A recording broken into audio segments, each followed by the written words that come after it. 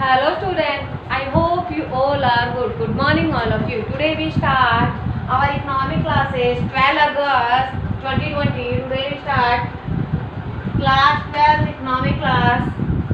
Today we start our new book macroeconomic.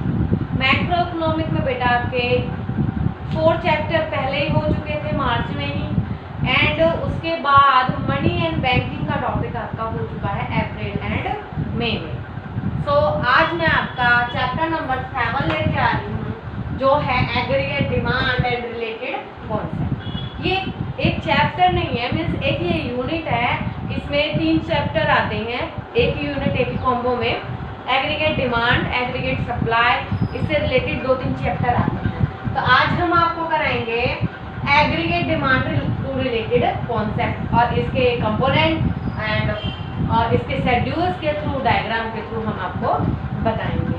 तो क्या होती है एग्रीगेट डिमांड? एग्रीगेट डिमांड आप लोगों ने लास्ट ईयर पढ़ा था डिमांड एंड सप्लाई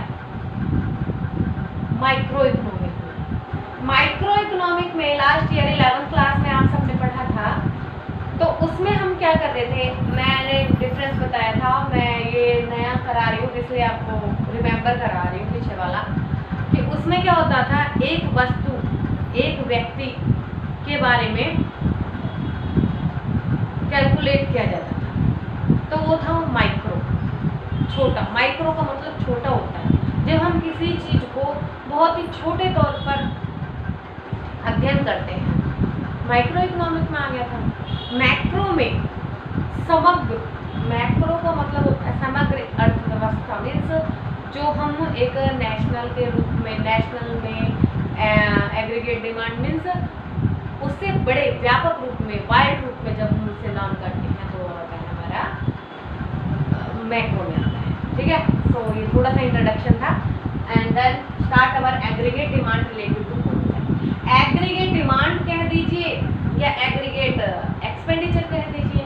मैंने डिमांड की है तो एक्सपेंसेस भी तो हुए हैं भाई। खर्चा कब होता है? जब पैसे रहेंगे। मीन्स क्या है, मुझे किसी चीज की जरूरत है, बेसिक नीड ले लीजिए, वाटर हुआ, ऑयल हुआ, फ्लोर हुआ, आटा हुआ, मतलब हमें बेसिक चीज की नीड। तो वो मेरी डिमांड भी है कि मुझे आटा चाहिए, और उसे खरीदे जाओगे तो एक्सपेंडिचर। मीन्स ये सेम है, आप एग्रीगेट डिमांड कह दीजिए, क्या एग्रीगेट एक्सपेंडिचर। बेटा ये जो लिखा है, मैंने जो शेड्यूल बनाया है, आप प्लीज सब इसकी स्क्रीनशॉट ले लीजिए, बिकॉज ऑफ ये बहुत ही इजी लैंग्वेज में आपके लिए लेके आती हूँ, थोड़ा बहुत अपने टाइप से बना के, जिससे कि आप इजीली लर्न कर लें। It refer to the total value. ये कहाँ रेफर करता है? टोटल वैल्यू पर रेफर करता है of final goods and services which all the sector of an economic are planning by at given level of income in a year। ये कहाँ refer करता है? ये रेफर करता है in total value of final goods. जो total value आ रही है किसकी? फाइनल गुड्स की। जो टोटल वैल्यू आ रही है गुड्स की या सर्विसेज की, मीन्स सामान हो या कोई सेवा हो, दोनों की बारी बात है। Which all the sector of an economic are planning by the given value of income in a year. Means आपकी जो इनकम होती है उसके अकॉर्डिंग आप प्लान करते हो। आपको मंथली इनकम होती है, आप उसके अकॉर्डिंग प्लान बना के अपना एक्सपेंडिचर रखते हो।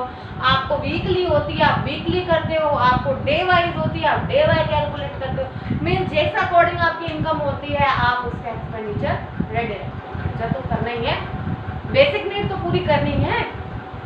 ये होती है हमारी एग्रीगेट डिमांड या एग्रीगेट एक्सपेंडिचर। ठीक है, उसके बाद बात करेंगे, ये हमारे हैं कंपोनेंट ऑफ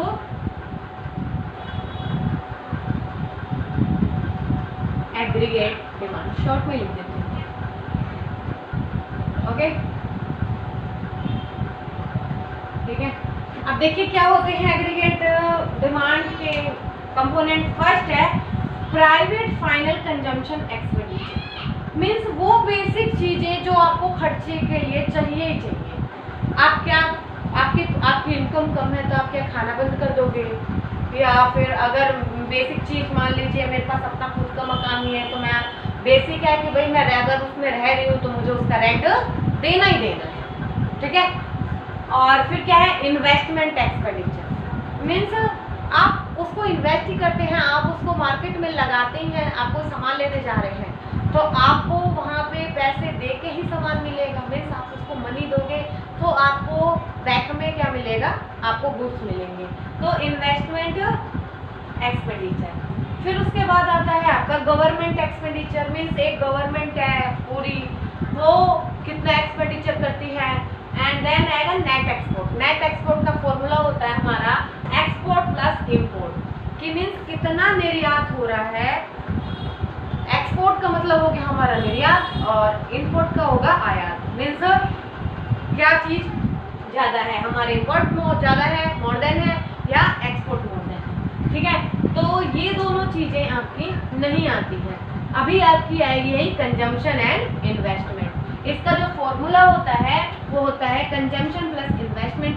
ये आपके 12th क्लास में नहीं आएगा, आपका आएगा AD equal to consumption plus investment. ये था आज का यहाँ का टॉपिक। इसके बाद हम बात करते हैं एक शेड्यूल्स के थ्रू और विद डायग्राम किस तरीके से एक हमारे पास डेटा दिया हुआ है उस अकॉर्डिंग हम एग्रीगेट डिमांड किस तरीके से कैलकुलेट करते हैं। मान लीजिए हमारी इनकम है और ये कंजम्पशन है एंड ये इन्वेस्टमेंट है। अगर हमारी इनकम 0 है, हम कुछ नहीं कमा रहे हैं, तब भी कंजम्पशन कितना हो रहा है, 40।